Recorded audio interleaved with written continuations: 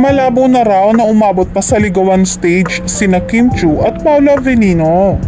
Ayon sa nasagap ni OG Diaz mula sa production staff ng bagong teleserye ng Kim Pao, hindi na raw ganon ka-sweet ang dalawa.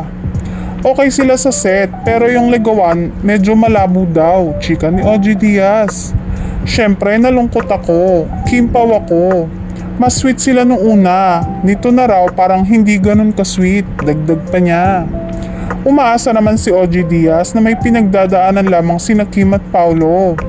Sana sila pa rin magkatuluyan kasi talagang gustong gusto ko sila.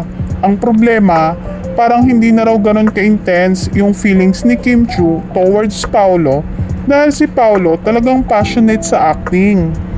Dawit din sa tampuhan umano ang napapabalitang panliligaw di umano ng sikat na attorney ngayon si Oliver kay Kim Chiu.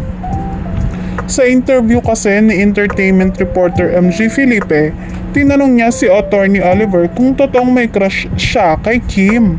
Say niya, "I've always thought Kim was such a pretty person, also from Cebu. I guess you can say that."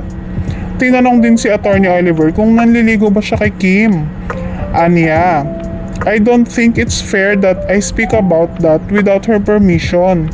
Sorry, I hope you understand. Kim is pretty nice. Pwede ngang sumagot ito ng hindi kung hindi talaga. Ngunit ang sagot ay alanganin sa oo."